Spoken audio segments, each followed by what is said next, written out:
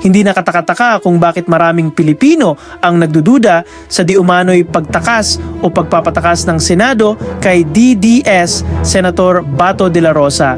Mismong si NBI Director Melvin Matibag ang nagsabing ang nangyaring putukan sa Senado na mismong ang bagong talagang Sergeant at Arms na si Mau Aplasca ang umaming nag-initiate dahil umano nag-warning shot ang nagbigay ng oportunidad para sa pagtakas o pagpuslit sa senador. Sila ang pumunta papuntang GSIS. Kung gusto mo lang i-secure yung mga senador at yung Senate, bakit kailangan mong tumawid? Pwede namang naglagay ka ng pwersa ron sa mga point of entry. Andyan ang Marines, may PSPG kayo, ang usahan ninyo, hindi po ba? Naging kahinahinala raw ang kilos ng USAA na tila gustong mag-engage sa NBI na isang law enforcement agency samantalang ang USAA ay considered na security unit lamang ng Senado. Pero pumasok eh. So, it created an opportunity. For what? I don't know. Pero silang means, may motive sila, created the opportunity. Ayon pa kay Matibag, mismong ang asawa ni Bato ang nagsabing tumakas si Bato dahil di umano sa putukan. And I'm going to opportunity. Lumabas po sa inyong online news. Mismong yung asawa ni Senator Bato nagsabi na that Senator Bato took advantage of going out of the Senate dahil dun sa putukan. Ito rin mismo ang sinabi ng bagong Senate President na si Alan Peter Cayetano sa media. We will not interpret because sabi niya baka. Because he did not escape during, after.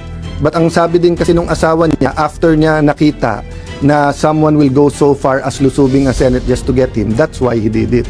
Kasi kung if I was in his shoes, I will escape when it's least expected. But At sa binasa ni Cayetano na text message di umano mula sa asawa ni Bato, lumalabas na tumakas si Bato dahil sa eksena noong gabi ng May 13.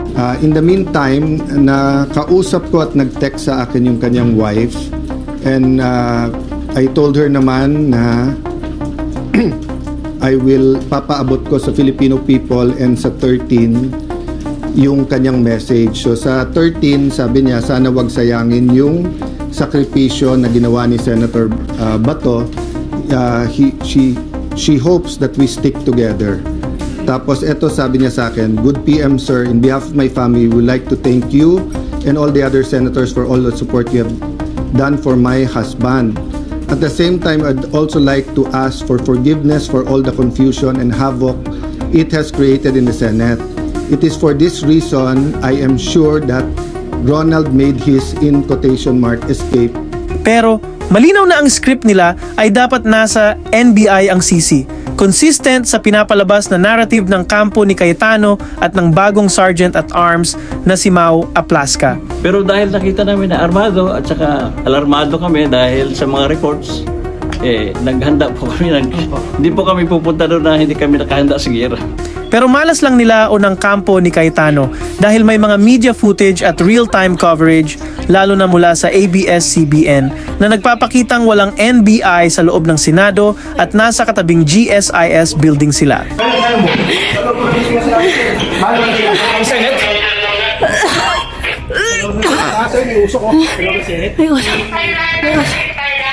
Tago-tago kayo sa ano? Tago. Sige. Hindi nyo alam sa... Sabay baba! At sa mga nagtatanong, lalo na ang mga bobong kultong DDS kung bakit nasa GSIS ang NBI bago pa nangyari ang putukan o insidente sa Senado, dahil humingi na kasi ng tulong at proteksyon si GSIS President and General Manager Vic Veloso sa NBI bago pa sumiklab ang kaguluhan. At mismong sina DILG Secretary John Vic Remulla at NBI Director Matibag ang nagsabing walang mangyayaring pag-aresto noong May 13. And I will not arrest Senator Bato. Just to be clear, I will not arrest him. I am not here to arrest him. I am here to secure everyone. Okay? So bakit nagkaroon ng gulo at putukan noong araw na iyon? Kasi ang master plan o pangunahing goal ng mga kasabwat o escape artist ni Bato ay patakasin siya. Bakit? Itago niyo yung CCTV. Ang sagot ay nasa text message di umano ng asawa ni Bato kay Cayetano. Habang tumatagal daw si Bato sa Senado, lalo raw magkakagulo. He told me habang tumatagal kasi siya dyan sa loob ay mas nadadamay pa kayo. Alam naming hindi lulusubin ng NBI at CIDG and police o sino pang mga militar ang Senate kung wala siya sa loob. Kaya kahit na gaano siya ka-safe dyan, mas nangibabaw pa rin para sa kanya ang safety ng lahat. Nung umalis ako ng Senate 9 p.m. para umuwi kami sa bahay, last namin na pag-usapan, dyan muna siya mag-stay put. Dyan, yung stay put lang raw siya dyan sa loob kasi safer for him. Total may 72 hours TRO. Nagulat at natakot na lang kami for his safety nung narinig namin na sa labas na siya. Wala sa plano but knowing him, I am sure he took the opportunity nung nagkaguluhan at nagkaputukan na. Pasensya na po sir, mahaba message ko, etc.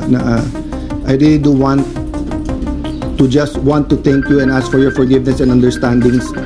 Ito lang ang paraan, hoping you find time to read this message.